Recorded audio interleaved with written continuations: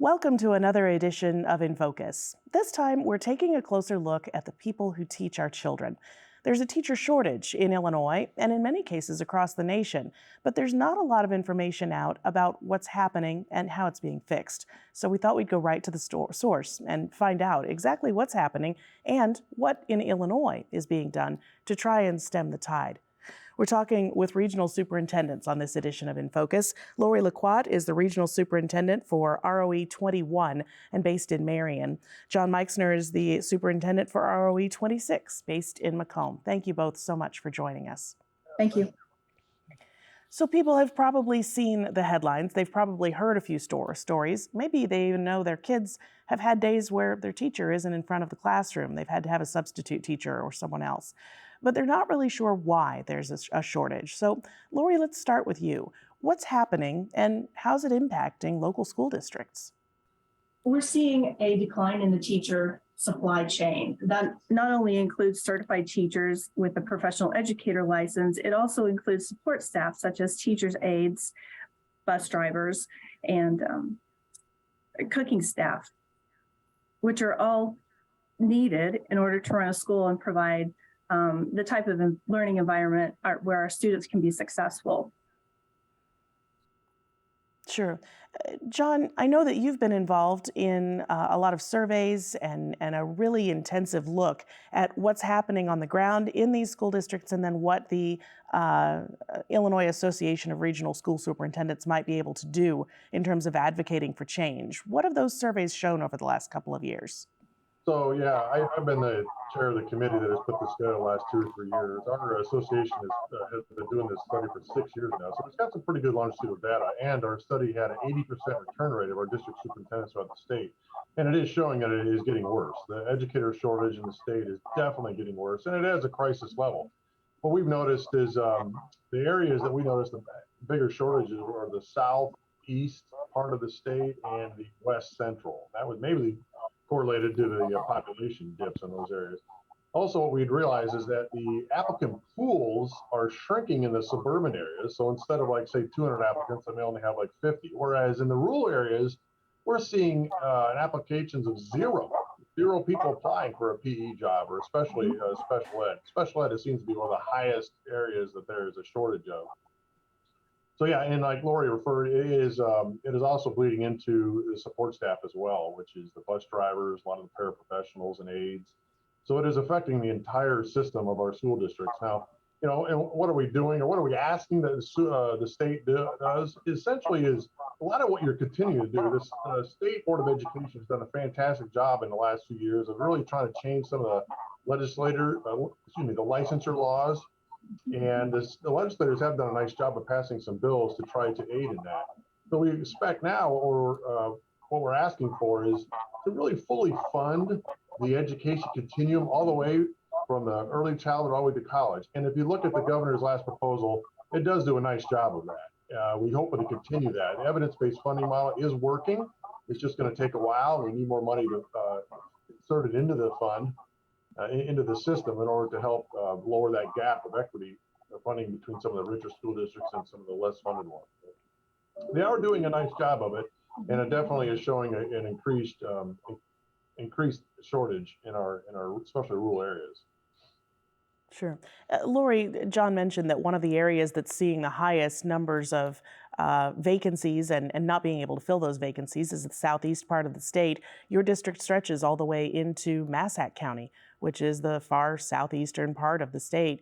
What are you hearing from school district administrators there about how they're getting people in front of, whether it's in front of the classroom or, as you mentioned, in those cafeterias, driving the buses, all those things that make a school district work?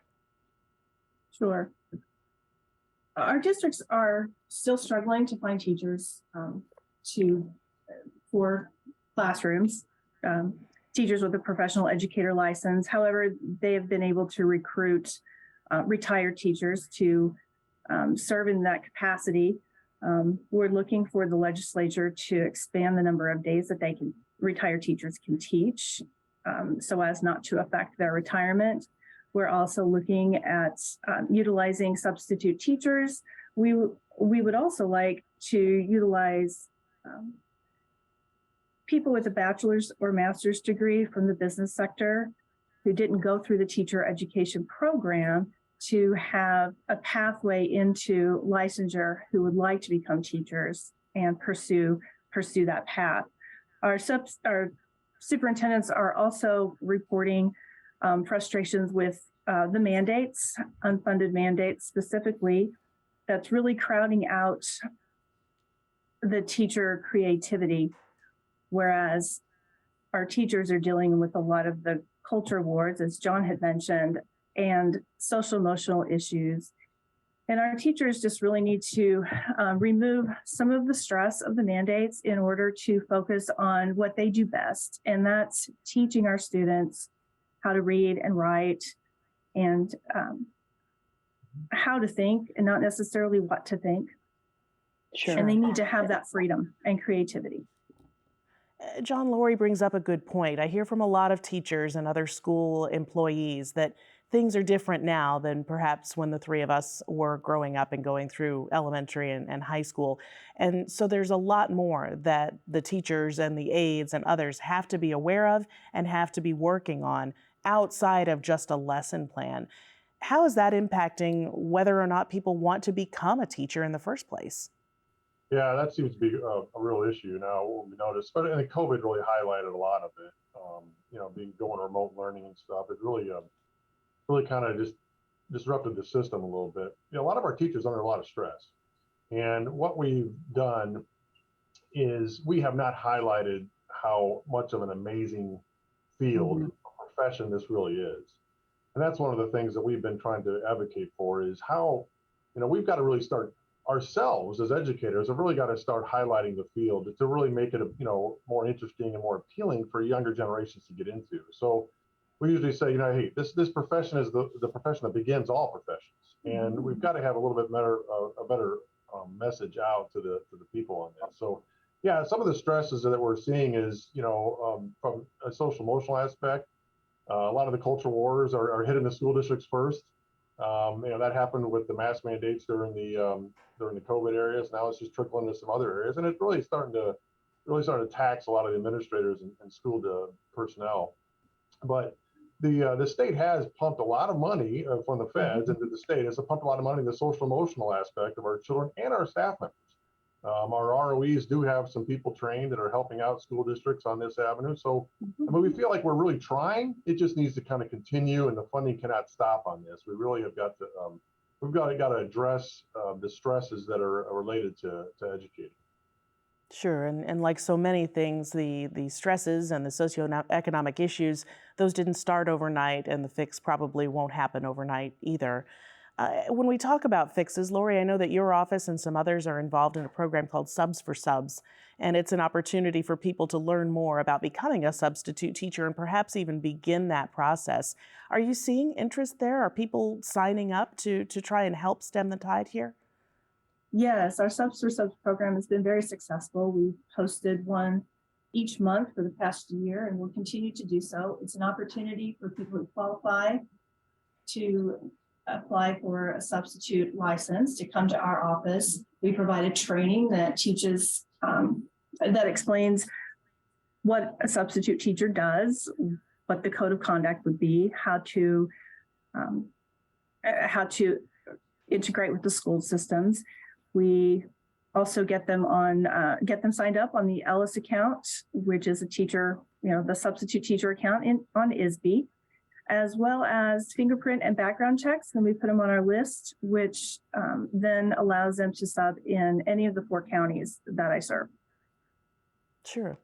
John, what about that pipeline that we were talking about as things got started? Not just college students who have decided that teaching is the profession that they want to choose, but getting into high school and elementary schools and saying, hey, maybe you should consider teaching when you get to college.